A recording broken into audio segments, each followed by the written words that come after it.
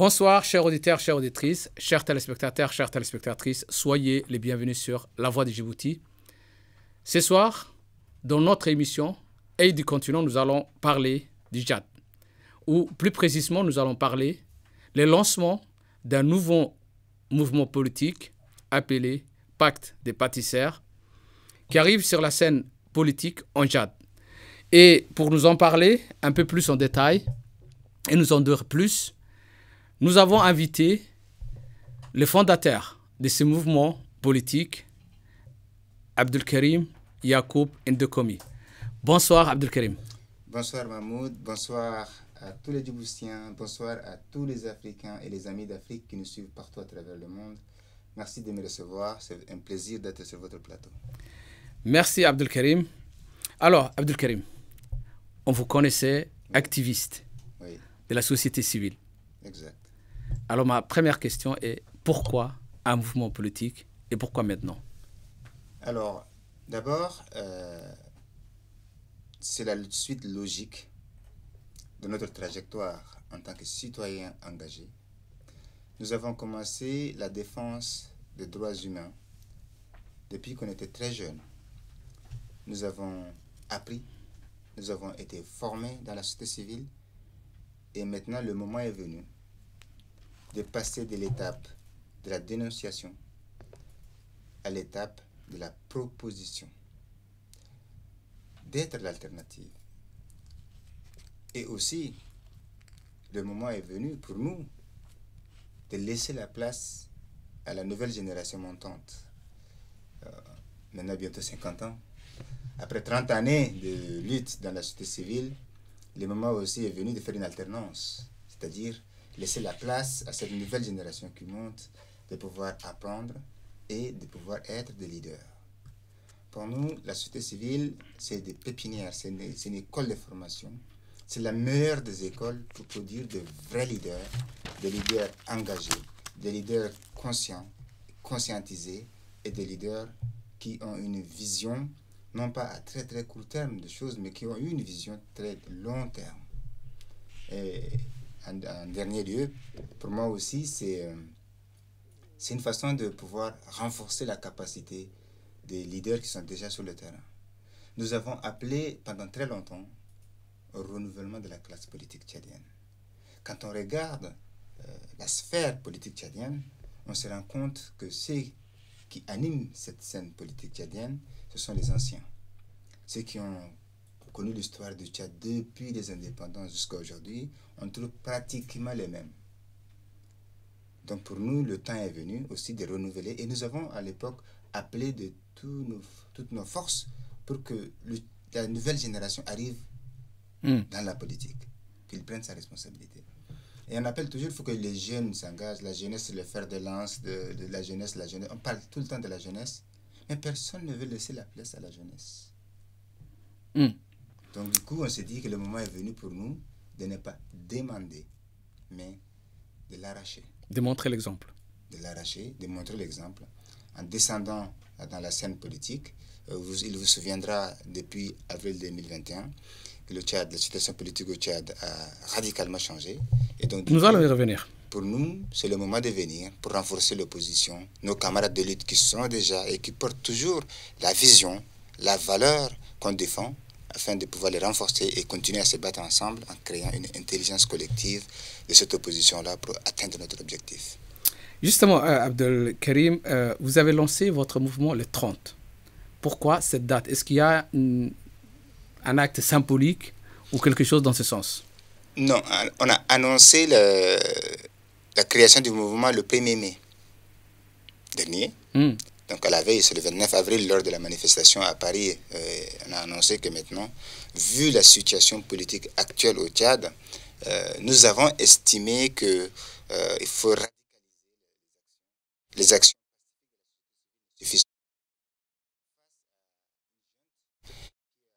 s'est accaparé du pouvoir et dont tout l'agenda est en train de montrer que leur intention, c'est de confisquer le pouvoir. L'action de la société civile ne suffit plus. On s'est dit qu'il fallait vraiment descendre dans l'arène, politiquement, les affronter politiquement. On a choisi la date du 1er mai parce que l'esprit de notre mouvement, c'est le travail. Bâtisseur, on a dit qu'on va bâtir quelque chose. Nous voulons mettre les Tchadiens au travail. La valeur travail doit être l'alpha et l'oméga de notre vision et de nos actions politiques. La compétence, l'intégrité, parce que l'une de nos valeurs principales, c'est la lutte contre la corruption. Donc, en choisissant le 1er mai, c'est la fête du travail. On s'est dit que cette date symbolique est notre ADN. C'est-à-dire, il faut bosser, il faut travailler pour le Tchad. Pour construire un Tchad, il faut travailler. Voilà pourquoi nous avons choisi ces noms bâtisseurs, parce qu'il n'y aura plus de hasard dans notre vision. Très bien. Ce qu'on propose aux Tchadiens, c'est la sueur, la fatigue, le sacrifice, et parfois le sang, comme Churchill l'a dit, pour qu'on bâtisse, que notre génération se sacrifie, afin que la génération prochaine puisse avoir un pays fonctionnel, un pays apaisé, un pays réconcilié, un pays où ils peuvent vivre dignement. C'est de cela qu'il s'agit. Très bien. On connaissait les transformateurs. Oui. Aujourd'hui, il y a les bâtisseurs. Sur l'échiquier politique au Tchad, où se situe votre mouvement? Alors, nous sommes transversales de tout ce qui concerne l'opposition politique tchadienne digne de ce nom. Nous sommes arrivés sur la scène politique non pas en concurrence ou contre quelque chose. Quand on était dans la société civile, notre stratégie d'action était d'agir en synergie et en harmonie avec toutes celles et tous ceux qui portent la même vision et les mêmes valeurs que nous. Nous nous sommes toujours dit que, quelle que soit la personne qui porte ce projet, ce n'est pas le porteur qui est intéressant, mais c'est les projets et la vision qui nous importent le plus. Donc notre stratégie, c'est de venir travailler avec toutes les organisations qui portent ces valeurs et ces visions communes. C'est renforcer mutuellement, créer une dynamique afin que n'importe quelle de ces organisations, le mieux placée, puisse porter ces valeurs, ces objectifs, on le fera. Donc nous sommes là pour travailler avec tout le monde, qu'ils soient les transformateurs, le Parti socialiste sans frontières tchadien, la société civile tchadienne, même la résistance armée tchadienne, parce que notre ADN c'est ça aussi. Vu le contexte spécifique du Tchad, nous estimons que toutes les formes de lutte sont valables. En tout cas, toutes les formes de lutte vraies, sincères et dignes, dans la vérité. Donc nous allons travailler avec tout le monde. Nous sommes complémentaires. Nous, on vient plutôt en complément. Pourquoi je dis cela? Parce que la situation du Tchad est assez spécifique, complexe et spéciale. Alors, nous ne nous trouvons pas dans une situation, dans un environnement démocratique classique. On se retrouve dans une situation où un groupe d'individus a décidé de confisquer le pouvoir par les forces des armes. Vous vous souvenez, le 20 octobre 2022, c'est le massacre qui s'est passé. 300 citoyens qui manifestaient pacifiquement ont été lâchement assassinés. Plus de 1000 quelques emprisonnés, alors qu'on vient juste de sortir d'une situation dite de dialogue, alors qu'ils parlaient de paix, ils parlaient de dialogue, ils parlaient de réconciliation, et les gens posent de tels actes quand on leur demande la vérité et de respecter leurs promesses. Donc, pour nous, le centre de notre action sera la complémentarité pour débloquer cette situation politique actuelle au Tchad.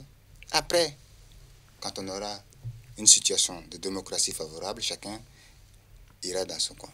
Mais pour l'instant, nous ne voyons pas autre chose qu'une synergie d'action afin de pouvoir débloquer la situation politique au Tchad. Abdelkarim, lors de votre intervention de la fondation de votre nouveau mouvement, vous avez parlé des passerelles entre les différentes luttes. Votre mouvement a-t-il pour objectif d'être la passerelle de ces mouvements? En effet, non, on ne sera pas la passerelle, mais on construit les passerelles ensemble. Notre vision, même quand on était le pacte à l'époque, quand on était dans la société civile, on s'appelait aussi le pacte, hein, mais pas pacte comme alliance, mais pacte comme projet pour une alternance crédible au Tchad. Toute notre stratégie d'action était de faire en sorte que toutes les forces progressistes, démocratiques, de la résistance armée et de la société civile, qui ont le même objectif, comme je dis tout à l'heure, la même vision, puissent travailler ensemble face à un système qui bloque le jeu politique tchadien. Nous avons eu des alliances avec la résistance armée.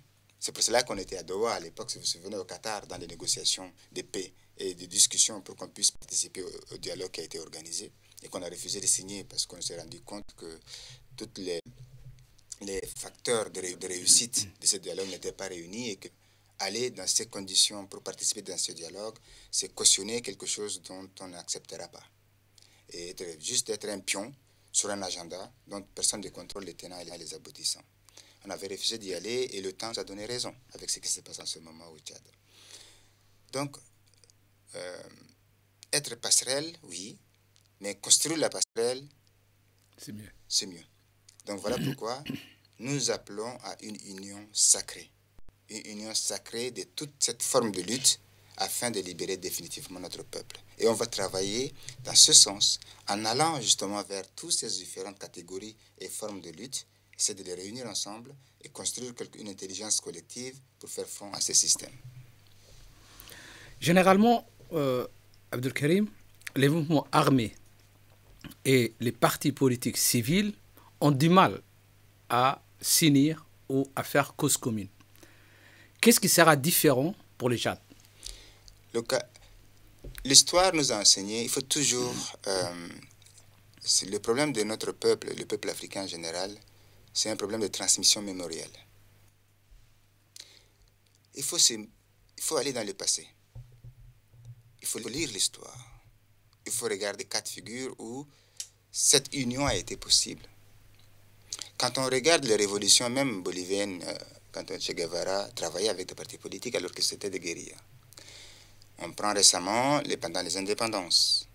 On a vu des mouvements politiques. N'oubliez pas, Alger, à l'époque, c'était la Mecque des révolutionnaires.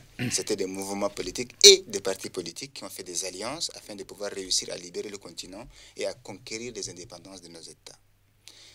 Plus récemment, quand vous regardez le cas de l'Afrique du Sud, l'ANC et sa branche armée, ils ont réussi justement à pouvoir créer une intelligence collective parce qu'ils ont trouvé face à un système politique de l'apartheid à l'époque très difficile à combattre. Ils sont sortis, ils ont fait des alliances avec des résistances armées et ils ont réussi à pouvoir s'imposer. Vous voyez? Donc, ce n'est pas un cas spécifique tchadien. L'histoire nous a montré que c'est un des outils qui permettent de pouvoir débloquer une situation politique.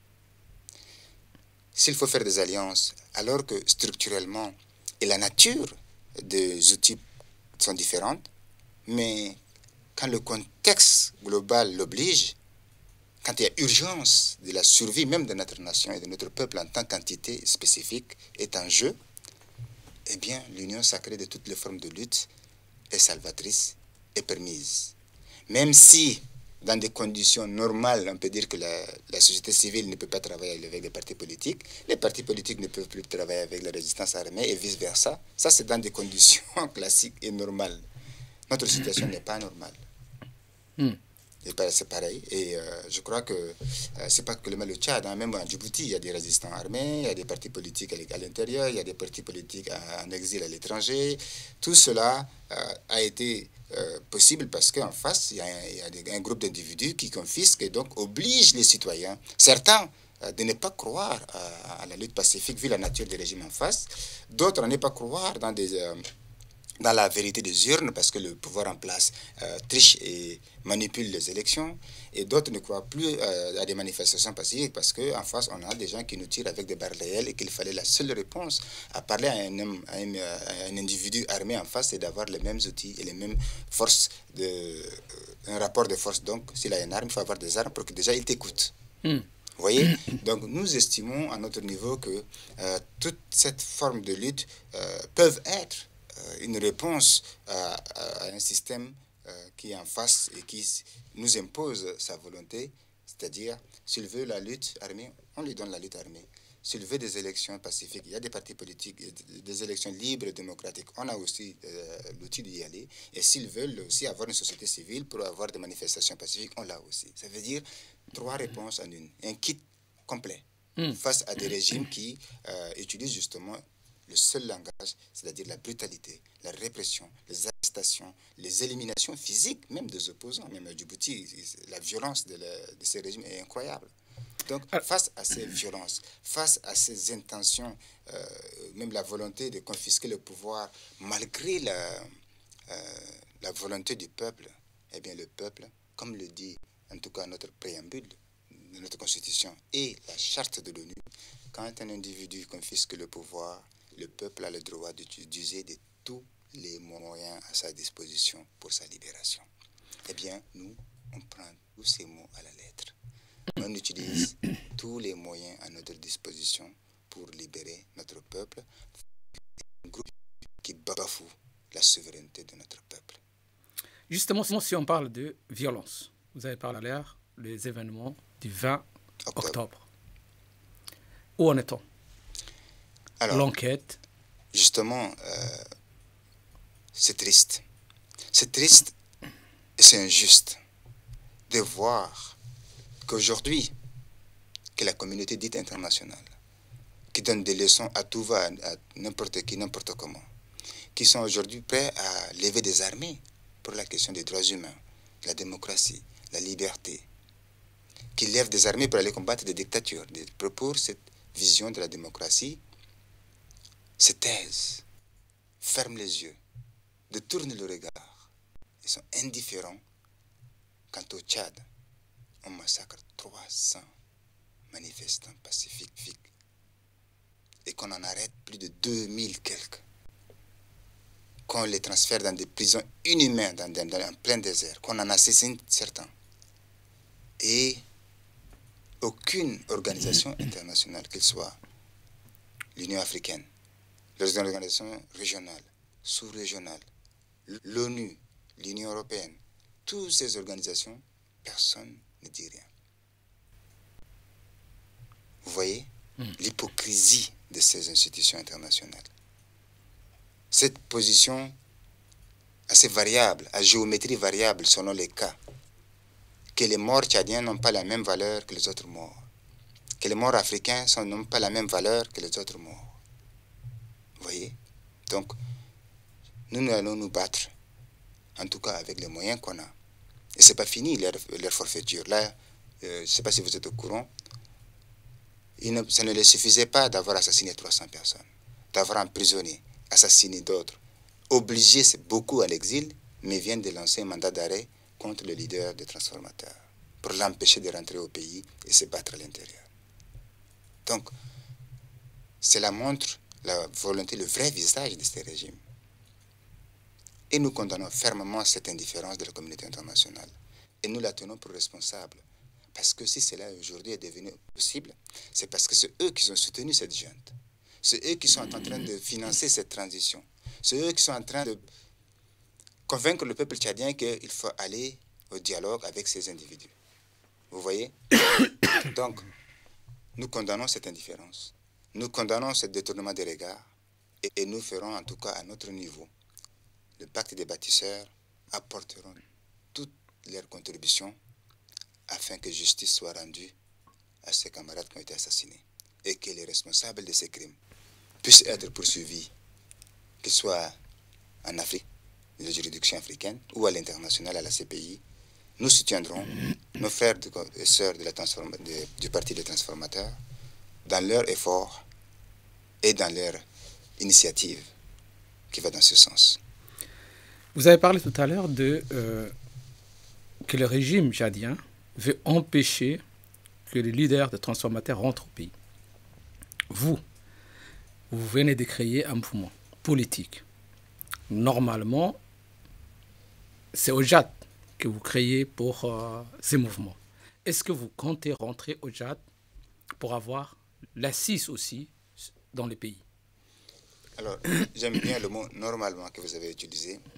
Donc, dès lors que vous avez utilisé le mot normalement, ça veut dire qu'il y a une anormalité quelque part, où il y a un truc spécifique, le cas du Tchad en particulier. Je ne rentre pas au Tchad. Nous ne rentrerons pas au Tchad. On n'a pas besoin de rentrer au Tchad pour l'instant pour que notre mouvement puisse être utile dans la lutte pour la libération de notre peuple. Il vous souviendra, quand on était dans la société civile, on a refusé de rentrer au pays. Parce que les conditions et les facteurs de notre retour au pays ne sont pas remplis. Aller dans ces conditions au Tchad, c'est cautionner quelque chose dont on n'a pas, quand on n'est pas d'accord et dont on n'a pas validé. Pour nous, nous estimons qu'il est encore temps de se battre afin de redresser cette situation bancale et permettre à notre peuple d'aller vers la paix et la réconciliation. Permettre à ce peuple d'aller vers des élections libres et démocratiques et se choisir ses dirigeants librement. Ces conditions ne sont pas remplies. Nous sommes déjà en exil, ça fait 20 ans qu'on est en exil. Cela ne nous a pas empêché de se battre aux côtés de notre peuple et même d'être encore plus efficaces parce qu'on n'était pas à l'intérieur et on jouissait de notre liberté d'action et d'initiative. Nous avons servi de parapluie aux camarades qui étaient à l'intérieur qui se battaient. Nous avons été les porte-voix, l'écho des cris de notre peuple à l'intérieur. Notre situation d'exil était une chance pour le cas du Tchad, étant donné que tous ceux qui étaient à l'intérieur, en tout cas ceux qui se battaient véritablement, soit ont été réprimés, soit ont été assassinés. Donc maintenant, notre alliance, comme je vous ai dit, nous sommes à une alliance transversale, comme je dis. Donc, avec nos autres camarades, nos alliés, qu'ils soient de la résistance armée, ou des partis politiques en exil, on n'est pas les seuls partis politiques à l'extérieur, il y en a beaucoup. Donc on va travailler. Nous continuerons à faire des plaidoyers afin que notre peuple puisse avoir le droit d'organiser des élections, d'organiser des dialogues, mais dignes, dans la vérité, où les Tchadiens vont se dire les 4 vérités, vont se réconcilier, feront la paix et iront ensemble dans l'apaisement vers des élections libres, transparentes, équitables et démocratiques qui permettront, in fine, à élire un président légitime, choisi par la voix populaire.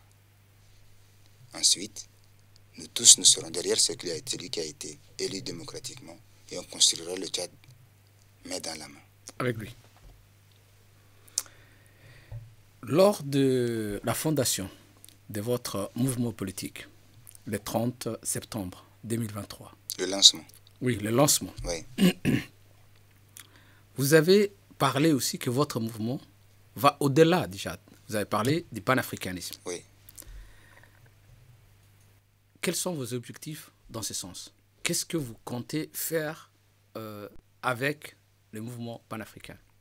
Alors, normalement, si vous regardez notre trajectoire, ici en tout cas de là où on était, toutes les actions qu'on a menées, notre philosophie, c'était de dire il ne peut y avoir de solution pour le Tchad, pour Djibouti, pour tous les autres pays, que dans une dimension globale et continentale.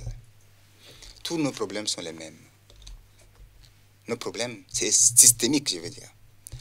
Donc, on s'est dit que si les dictateurs entre eux se soutiennent mutuellement, ils ont leur club, ils ont leur réseau, ils ont leur système qui se soutiennent mutuellement, pourquoi la société civile, les partis politiques, la jeunesse ne puissent pas aussi utiliser les mêmes stratégies, les mêmes moyens pour pouvoir se libérer?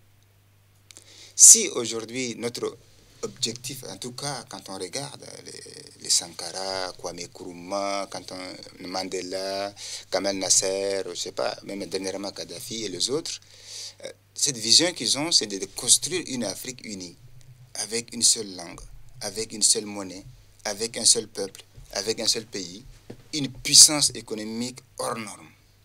Bientôt, on va être 1,3 milliard de personnes.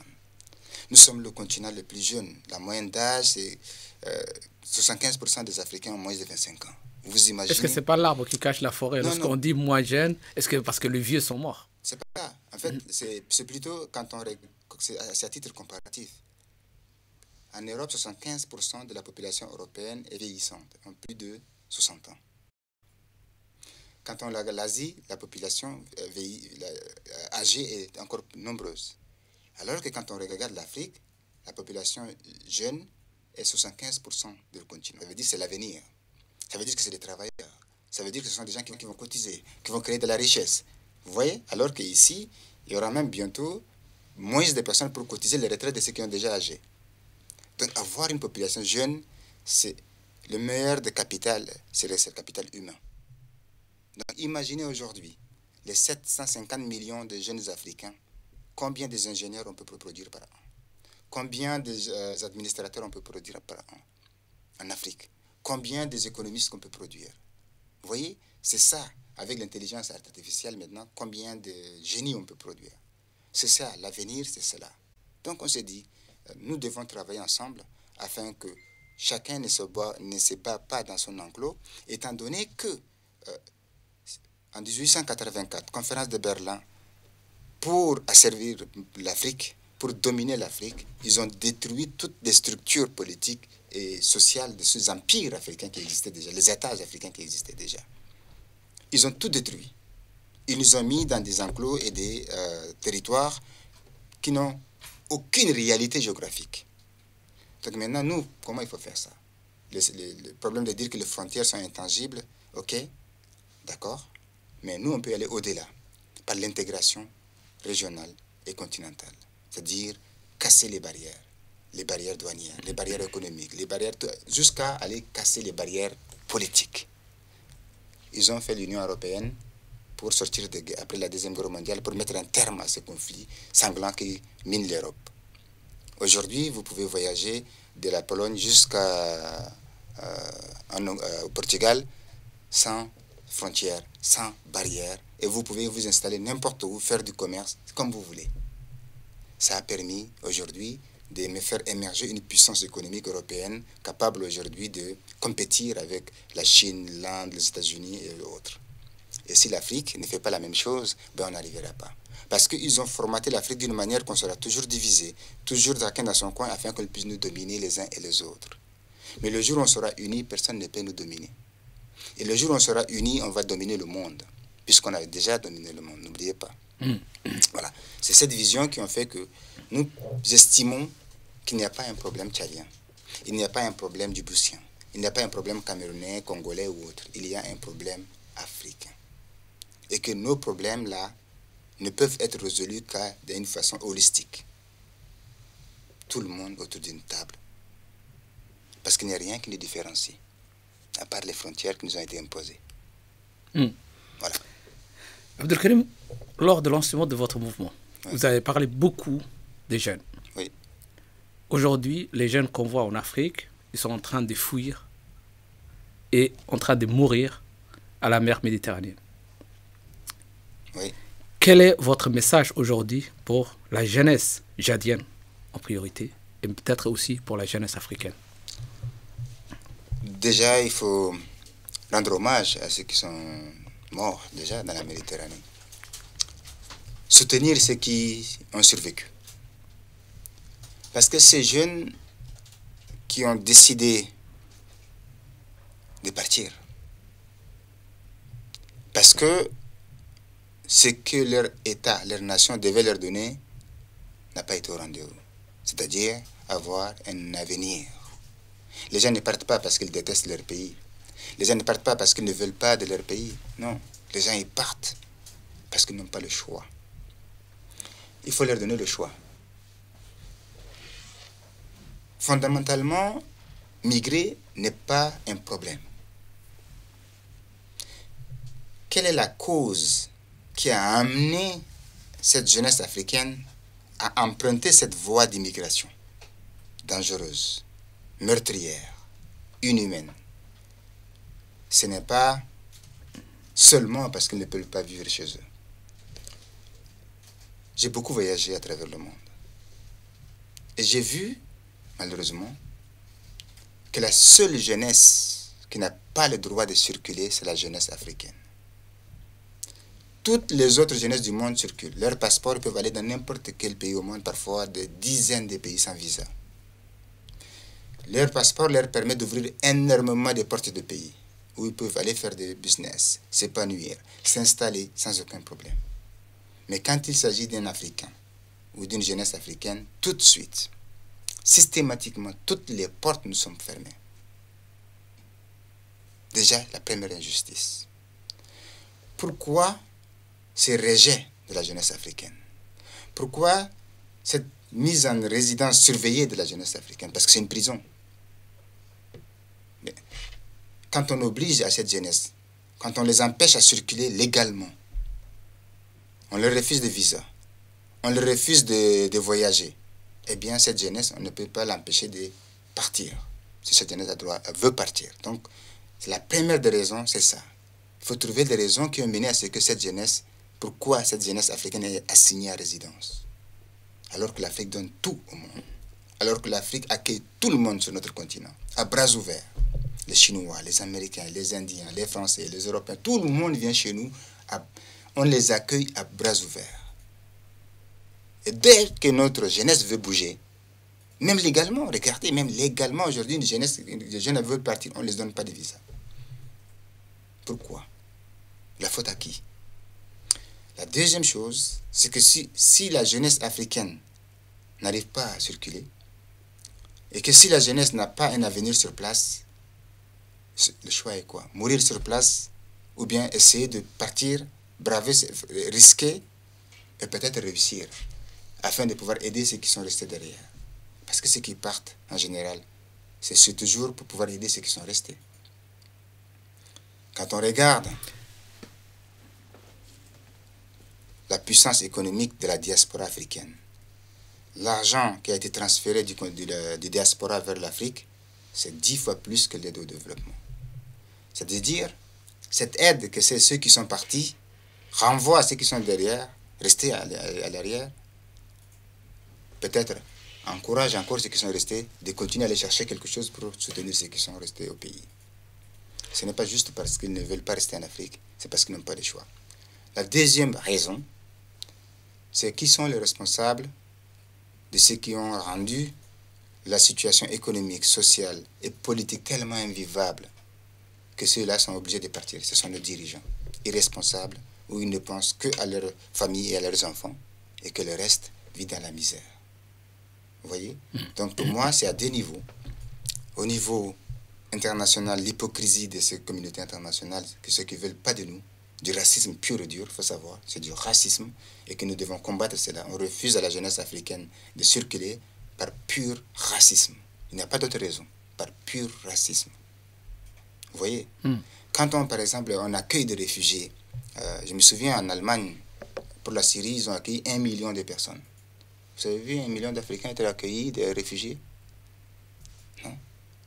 On met des bateaux, des chars, tout ce que vous voulez dans la Méditerranée pour repousser des gens. Même on paye en Libye des gardes frontières pour pouvoir empêcher les gens de partir. C'est du pur racisme. Donc, nous devons le combattre en tant que tel.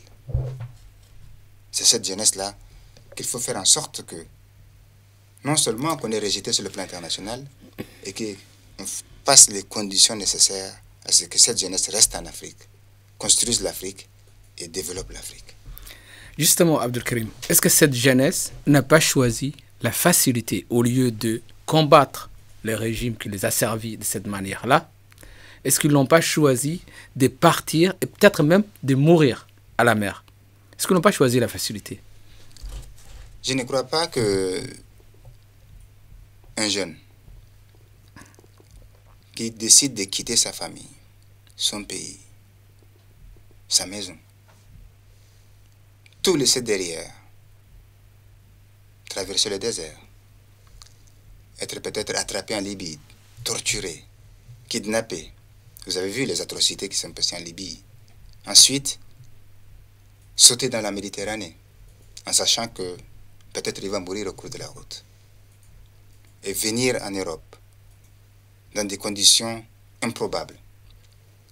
Parfois traverser les Alpes, la neige, les sommets des Alpes. J'ai vu des jeunes grimper jusqu'à 3000 mètres pour pouvoir traverser les Alpes, les Savoie, tout ça, je sais pas, dans le froid, la neige. Venir ici, dormir dans la rue, sous le froid, dans des tentes, pour pouvoir enfin trouver la possibilité de se construire une vie. Vous pensez ça, c'est facilité? Je ne crois pas. 95 ou 99% de ces jeunes, une fois qu'ils sont ici, ce sont des jeunes travailleurs. Ils vont dans des écoles parce qu'ils n'ont pas des écoles chez eux. La plupart font des formations professionnelles, qualifiantes. La plupart d'entre eux, dès qu'ils ont fini leur formation, travaillent. 99% travaillent, Mahmoud. Ce pas des gens qui restent ici pour avoir des aides sociales, non. Et ces 99% renvoient presque 80% de leurs revenus au pays, à ceux qui sont restés derrière. Vous pensez que ça, c'est de la facilité? Je ne crois pas. Non. C'est même le symbole de la détermination de la jeunesse africaine. C'est le symbole de la détermination. Non. Ces jeunes n'ont pas accepté la fatalité. N'ont pas accepté que ces dirigeants ne leur ont rien donné. N'ont pas accepté qu'il n'y a pas l'opportunité en Afrique d'aller à l'école. N'ont pas accepté que rester là-bas bras croisés et subir. Mais ils ont dit non. On va mettre notre vie dans la balance pour aller essayer de réussir. Avec ce poids de l'obligation de réussite. Vous savez, quand on part, cette obligation de réussite est permanente et c'est lourd. Moi, j'ai vu ici à Paris. J'ai vécu avec ces jeunes-là. Je les ai aidés, on les a accompagnés chez les avocats, l'administration, dans leur parcours professionnel. Ce sont des jeunes qui ont dans les tripes, qui en veulent. Et la plupart du temps, réussissent. Donc, ce n'est pas de la facilité. C'est ce qui montre la force de la jeunesse africaine. Imagine cette détermination, ils l'ont sur place et l'appliquent sur place en Afrique. Cette force de travail, cette volonté de pouvoir travailler, le trouve en Afrique.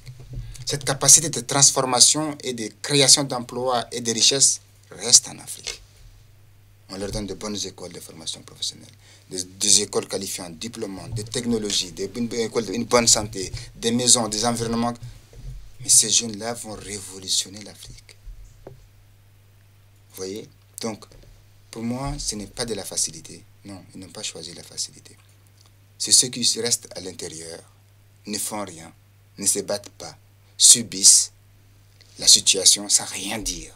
C'est ceux-là qui ont choisi la facilité. Une fois qu'ils sont à l'extérieur, comme tu dis, on a l'impression que les Africains, c'est des nomades. Ils installent où ils sont venus, ils contribuent l'économie des pays européens, même s'ils envoient une partie aux pays africains, mais est-ce qu'ils se battent réellement pour que l'Afrique change aussi? Attention, à chacun son rôle, à chacun sa mission. Quand on regarde la jeunesse africaine, c'est divisé en plusieurs catégories.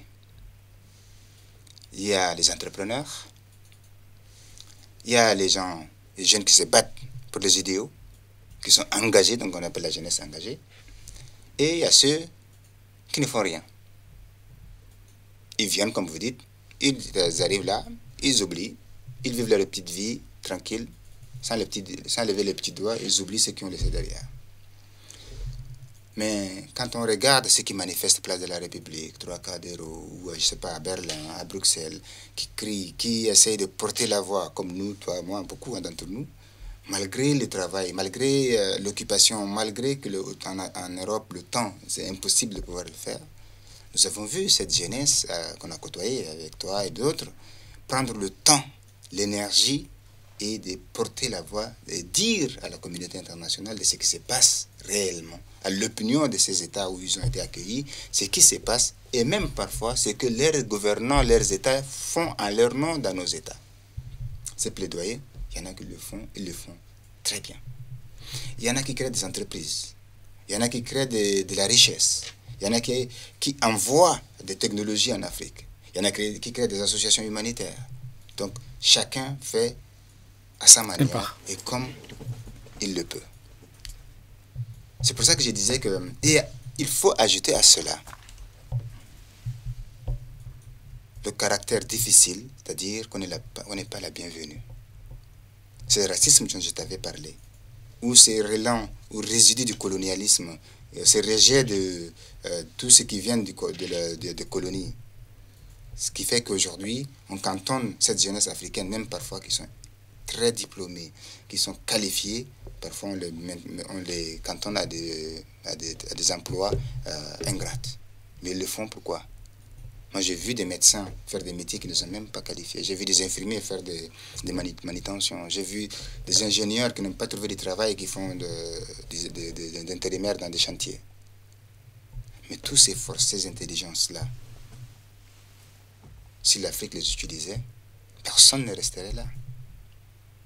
Si les gens sont ici parce qu'ils n'ont pas le choix, ils n'ont pas le choix. Aujourd'hui, imagine par exemple Djibouti. Est-ce que Djibouti a une politique d'accueil, une politique de développement de toute cette diaspora, cette technologie, ces cerveaux? Non, il n'y en a pas. Plus les intelligents, plus les meilleurs partent, plus c'est bon pour eux. Parce que avoir une population où la seule préoccupation est la survie, c'est-à-dire que chercher quoi manger, quoi boire dans la journée, ça les arrange, les dirigeants, les dictateurs. Ils ne veulent pas avoir une jeunesse intelligente. Ils ne veulent pas avoir une jeunesse formée, une jeunesse consciente, une jeunesse qui demande la redevabilité à ses dirigeants, qui demande des comptes, qui surveille, qui contrôle. Ils ne veulent pas ça. Plus ils ont des jeunes désœuvrés, plus ils ont des jeunes mal formés, mal éduqués, plus ils ont des gens qui sont malades, plus la misère, eux, ça les arrange.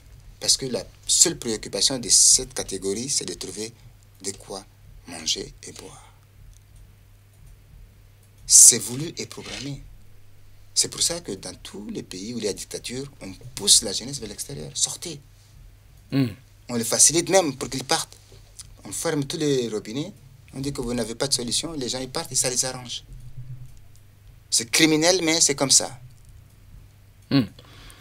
Vous avez parlé de l'Afrique d'une manière générale.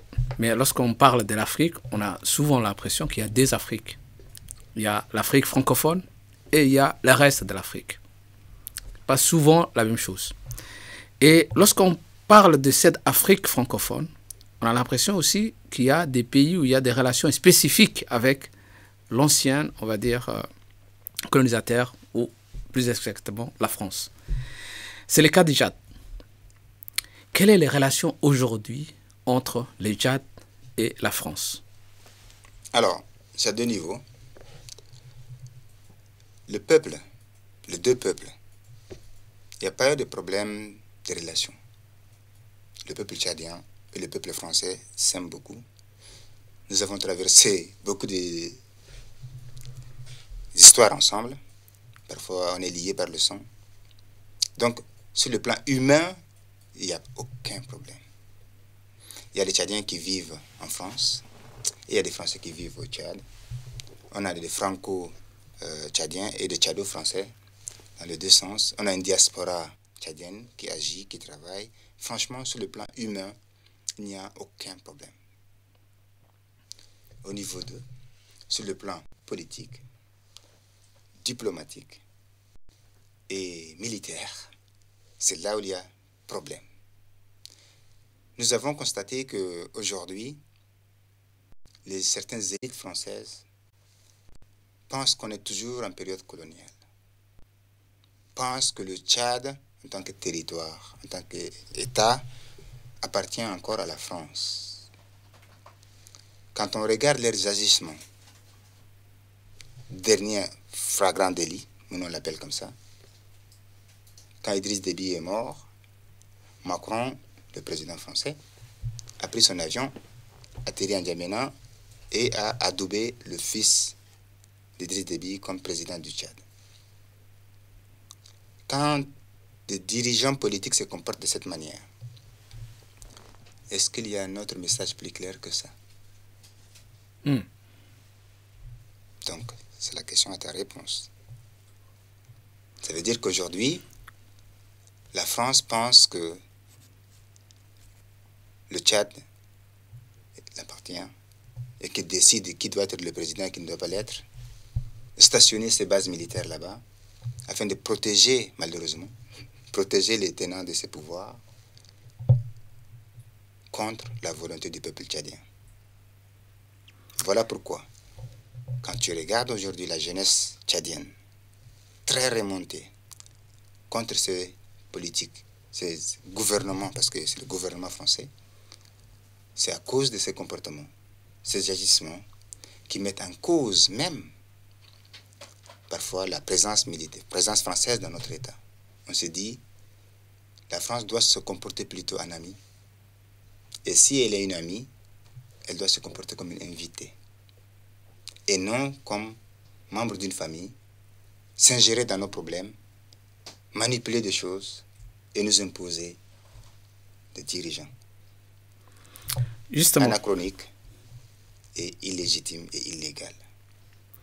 Nous estimons que le temps est venu pour la France de revoir sa façon de faire, de reprendre ses bases militaires, et nous allons reconstruire une nouvelle relation basée sur le respect, l'amitié et l'égalité, la défense de nos intérêts mutuels. Sinon, la France fait une fausse route. Si elle pense qu'elle va s'imposer au Tchad, rester au Tchad comme elle l'a fait avant, elle risque de perdre le Tchad, comme elle a perdu le Burkina, le Mali, le Niger et la Centrafrique. Et peut-être le Djibouti va perdre aussi. Justement, vous venez de dire que la France a perdu ses passes au Niger, au Mali, au Burkina. Est-ce que le peuple tchadien aujourd'hui est sur cette même ligne de dire à la France, vous reprenez votre base militaire? C'est pas aujourd'hui. On a toujours dit à la France qu'elle n'a pas besoin de base militaire chez nous, parce que la présence d'une base militaire, c'est un état de siège. Y a-t-il des bases militaires en France? Africaines, tchadiennes? Non. Les seules bases qu'il y avait, c'est les bases américaines, et Marshal de Gaulle a demandé leur départ immédiat à l'époque. Pourquoi il a demandé? Parce que c'est inacceptable que dans un pays souverain, qu'il y ait des bases militaires. Parce qu'il y a base militaire, ça veut dire état de siège. Donc, pour nous, la question ne se pose même pas. On peut avoir des coopérations militaires qu'on va négocier. D'ailleurs, ceux qui existent déjà sont biaisés et flous. On demande la renégociation, qu'on regarde ce qu'il y a, parce qu'on sait quoi, on ne sait pas ce qu'il y a dans ces accords qui ont été signés en 1960 là-bas, où le Parlement n'était même pas au courant. Et maintenant, on veut que ce soit transparent, que le Parlement, le peuple tchadien, sache à quoi engager ce peuple-là dans ces accords. Mais le Parlement tchadien, il vote. Mais c'est des accords secrets. Non, ils n'ont pas voté. Qui a voté ces accords? Quelqu'un, vous pouvez me donner des documents comme quoi que le Parlement tchadien a voté ces accords? Et s'ils sont votés, pourquoi c'est secret? Pourquoi c'est secret? Ça nous engage. Aujourd'hui, les 17 millions de Tchadiens sont engagés dans des accords qui ne connaissent pas les tenants et les aboutissants. On est en 2021, au 21e siècle. Et ces pratiques-là doivent se faire arrêter. Voilà, je dis surtout que la France doit se remettre en cause, revoir sa façon de faire et s'adapter à la réalité. Parce que cette jeunesse-là, qui demande... C'est une jeunesse, comme je vous ai dit, éveillée, consciente, qui demande la redevabilité, qui contrôle, qui demande des comptes. Aujourd'hui, il y a une base militaire française au Tchad. À quoi ça sert les bases militaires? Pourquoi ces bases-là sont là? À l'époque où on faisait la guerre avec la Libye, d'accord, ils sont venus pour nous aider dans des guerres contre un pays étranger. Donc, si c'est des accords de défense mutuelle, quand si on est attaqué par un État étranger qui vient nous soutenir, oui, mais cela est limité dans le temps. Aujourd'hui, le Tchad n'est en guerre avec aucun État étranger. Alors, pourquoi on a des bases militaires chez nous? La lutte contre le terrorisme, ok, mais dans ce cas-là, il faut renforcer l'armée tchadienne, donner le moyen de l'armée pour pouvoir combattre, ne pas faire le travail à la place de nos armées. Sinon, on sera dépendant éternellement des autres. Et il suffit juste de ne pas être d'accord avec celui qui te dépend et demain, il va te mettre un peu dans la difficulté si jamais il quitte. La fragilité de nos États, de nos armées, c'est dû à ça. C'est-à-dire qu'on fait le travail à notre place.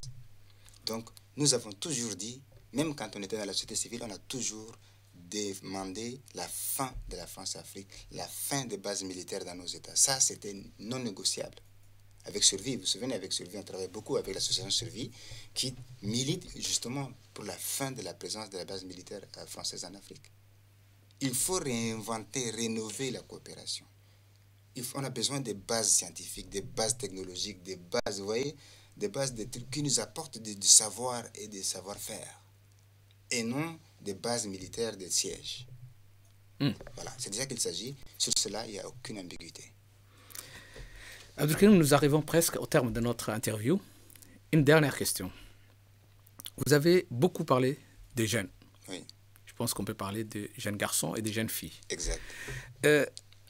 Aujourd'hui, au Tchad, quelle est la place de la femme tchadienne à la politique, à la vie sociale? Alors,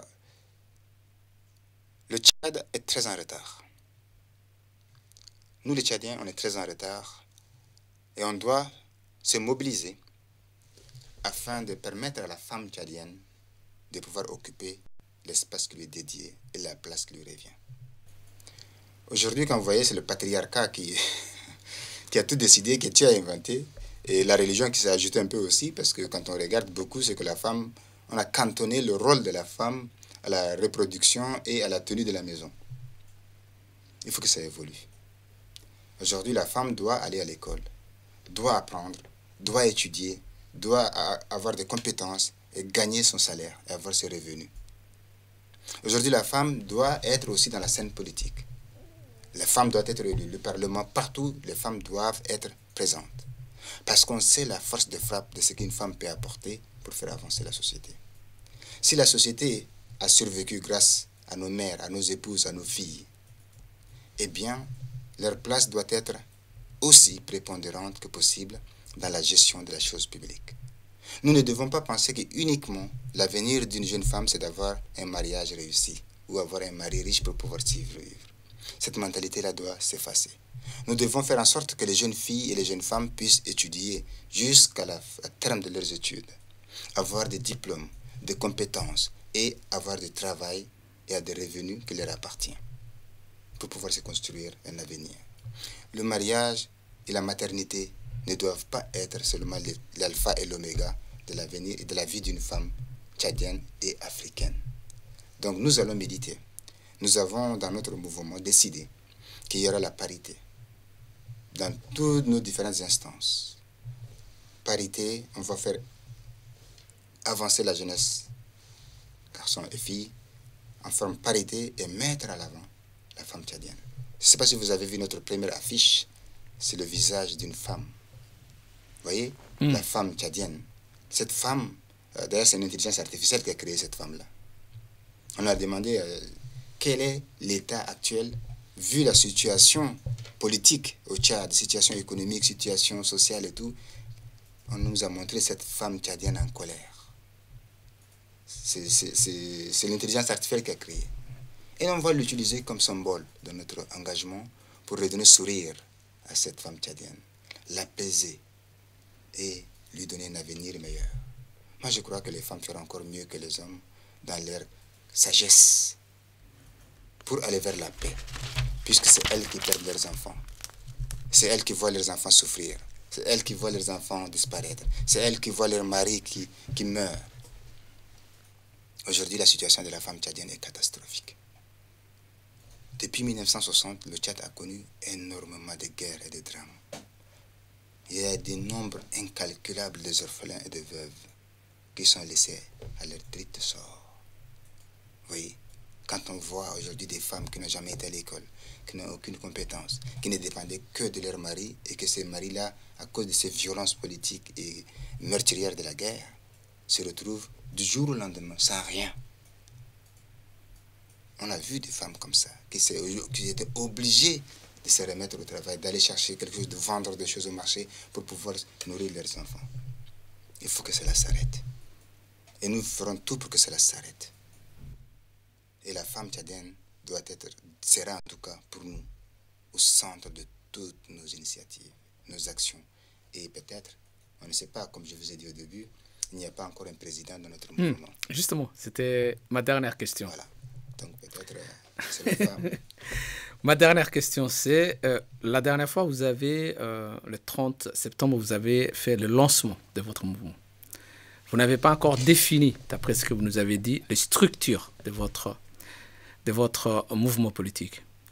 Quelles sont les échéances à venir à moyen terme, à court terme, à moyen terme et à long terme? Alors, à très court terme, Là, comme vous avez dit, on a décidé de lancer le mouvement et dans 2 mois ou 1 mois et demi, le 25 novembre, nous allons tenir notre premier meeting. Ce meeting est symbolique à deux niveaux. Toujours en France? Oui, à Paris. Toujours à Paris. Peut-être d'ici là, il y aura un coup de... On rentre au Tchad, on ne sait pas. Il y a un changement brutal et puis on pourra aller au Tchad. On ne sait pas ce que l'avenir nous réserve. Tout est possible, n'est-ce pas? Donc si jamais d'ici là, il y a un changement et qu'on peut aller et que le pays nous appelle, on t'invite, on va t'accueillir là-bas avec un nouveau régime, on peut dire. Mais pour l'instant, il faut toujours, en attendant le miracle de la Dame Nature et que la puissance divine, il faut toujours planifier, se projeter avec ses propres réalités et ses propres moyens, avoir son agenda. Puisqu'il y a 2 agendas différents, l'agenda de Dieu et l'agenda de l'homme. Donc, on a décidé que d'abord, l'esprit du mouvement. Nous voulons dire, on a dit qu'on voulait faire quelque chose de différent. Quelque chose d'innovateur ou d'innovatrice. Quelque chose que personne n'a fait avant. D'abord, on a dit qu'il n'y aura pas un bureau. Il n'y aura pas de postes où les gens vont venir avoir des postes. C'est fini ça. Nous devons avoir un collège. Parce que nous voulons inculquer l'esprit du militantisme. L'esprit de la lutte désintéressée. Donc, il n'y aura pas de postes. Tout se fera de façon collégiale. Donc, il y aura un collège. Et puis, il y aura un conseil et il y aura un coordinateur. Tout est collégial. Donc, on s'est dit, l'implication de tout le monde, de toute la jeunesse, se fera que on va non pas désigner, coopter comme on fait d'habitude, ou de façon très classique, les gens créent leur mouvement et deviennent automatiquement, s'autoproclament chef de mouvement. Moi, j'ai dit que ce n'est pas l'exemple à donner. Si on parle de la démocratie, de la liberté, on parle de la transparence, des élections libres et tout ça, mais il faut le faire dans notre organisation déjà. S'appliquer cette exigence qu'on demande aux autres à nous-mêmes. C'est-à-dire avoir une gouvernance de notre organisation exemplaire. Une bonne gouvernance des organisations. Avant de demander la bonne gouvernance des États, on dit qu'on va l'appliquer à nous-mêmes. D'où il y aura des primaires. On va organiser des primaires chez nous. Donc il y aura un débat. Tous les candidats qui veulent entrer dans le collège et être, peut-être avoir la chance d'être coordinateur, il y aura 24, peut-être on dit qu'on va 24 personnes, donc 12 filles, 12 garçons, et on va faire un débat entre tous ces candidats sur tous les enjeux, enjeux de notre organisation, enjeux de notre État, enjeux Afrique, enjeux continental. Il y aura un débat, mais vraiment un bon débat. Après, il y a des élections transparentes, en live, en direct. Les gens vont voter, les résultats vont être dépouillés en live, et les vainqueurs seront désignés dans le collège. Le collège va se réunir, il y aura des votes au sein du collège qui désignera le ticket, parce qu'on a dit qu'il faut un ticket. Il faut un coordinateur, un vice-coordinateur, une femme et un homme. Tu vois? Ou une femme et un homme, celui qui va gagner. Donc il y aura ces doubles élections qui permettront de dégager en toute légitimité et en toute confiance, toute transparence, les dirigeants de cette organisation, qui à leur tour maintenant seront des coordinateurs et non juste ils seront juste des exécutants des ordres du collège. Et cela, ça va se passer le 25 novembre 2023, si Dieu nous prête vie. Et nous voulons justement montrer avec ça que le militantisme doit changer. Donc, ceux qui vont participer à ces élections, ce sont ceux qui ont adhéré en bonne et due forme, qui ont payé leurs cotisations et qui sont à jour sur tous les plans. Pour montrer qu'aujourd'hui, la tendance en Afrique, souvent, c'est que c'est le chef qui paye tout. Celui qui reprend le mouvement doit payer toutes les charges. Et celui qui paye les charges, c'est celui qui... Vous voyez un peu ce que je veux dire? Quand on regarde aujourd'hui, en général, le président de beaucoup de partis politiques en Afrique, c'est les mêmes pendant 30 ans. Moi, je trouve que ce n'est pas ça. Ça ne donne pas l'exemple. Je pense que nous devons, au niveau même de ces organisations politiques et de la société civile, donner l'exemple, c'est-à-dire mettre des limitations des mandats. Par exemple, après 2 mandats de 2 ans, le président doit laisser la place, il y aura des élections, il y aura d'alternance, même comme ça les gens vont s'habituer, on infuse la culture de la démocratie. C'est une école. Nous voulons que notre organisation soit une école de la démocratie Et cela, peut-être, pourra impacter sur les autres organisations. C'est notre vision. Et la deuxième chose, c'est que ce n'est pas le président du mouvement qui va être automatiquement le candidat à une élection. Non. Le candidat à l'élection majeure, qu'il soit présidentielle, législative, communale ou autre, vont se faire, ces candidats-là vont être sélectionnés aussi par des processus de sélection comme on a choisi. Le président du mouvement n'est pas automatiquement le candidat du parti. Vous voyez? Donc, on aura beaucoup de sélections sur la question de moralité, sur la question de la légitimité. On choisit beaucoup de critères pour choisir nos dirigeants. Donc, nous estimons que le moment est venu d'appliquer ce qu'on a appris dans la société civile dans à la chose politique. Voilà ce qu'on voulait apporter déjà comme apport. Merci, Abdelkarim. Merci à toi, merci à la Voix de Djibouti et à la Voix de l'Afrique, parce que nous, on veut que ce soit la Voix de Djibouti devienne aussi la Voix de l'Afrique. Merci de nous avoir accueillis, de nous avoir donné la parole, parce que c'est très rare d'avoir des médias qui nous donnent du temps, qui nous donnent de l'écoute, et surtout qui nous donnent une tribune pour pouvoir porter cette voix de la jeunesse tchadienne en lutte pour sa libération. Donc, nous vous disons merci. Merci Abdelkarim, et je rappelle que la Voix de Djibouti, la Voix de l'Afrique, panafricaine, ça va être votre maison. Merci. Et nous vous accueillerons avec plaisir, même pour le débat. Eh bien, avec plaisir. Nous ne les ignorons pas, on sera là toujours devant la porte. Merci Abdelkarim. Merci. Merci à tout le monde. Notre émission de ce soir se termine sur ce point. Merci encore à tous nos auditeurs, africains, djiboutiens, jadiens et tous ceux qui vont nous suivre ce soir. Merci à notre émission Hey sur le continent. Ce soir se termine sur ce point. Encore une fois, merci.